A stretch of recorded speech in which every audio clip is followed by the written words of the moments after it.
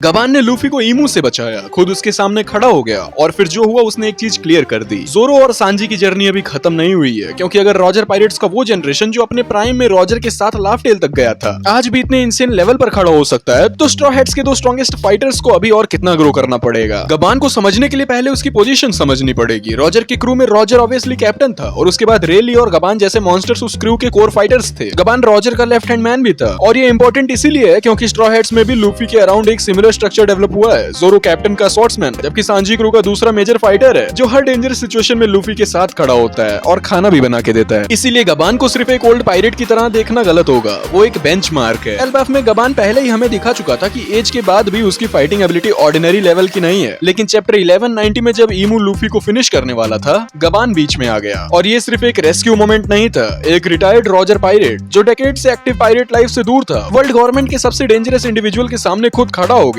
उसने लूफी को भी एक रियलिटी चेक दिया था कि पायरेट किंग बनना कोई कंफर्टेबल जर्नी नहीं है और फिर उसने अपनी बात लिटरली प्रूव कर दी। एंड यहीं से कंपैरिजन इंटरेस्टिंग होता है। अगर गबान को रॉजर पायरेट्स के ओल्ड जनरेशन के एक मेजर कॉम्बैटेंट के रूप में देखें तो उसकी करंट स्ट्रेंथ हमें स्ट्रॉ हैट्स के फ्यूचर के लिए एक आइडिया देती है। जोरो और सांजी अभी ऑलरेडी मॉन्स्टर्स हैं। जोरो ने किंग को डिफीट किया, एडवांस कॉन्करर हाकी अनलॉक किया। सांजी ने भी वानो में अपनी जेनेटिक एनहांसमेंट्स को एक्सेप्ट किया, क्वीन को डिफीट किया और उसकी स्पीड, ड्यूरेबिलिटी और physical strength completely different level पर पहुंच गई। लेकिन क्या ये उनकी फाइनल फॉर्म्स हैं?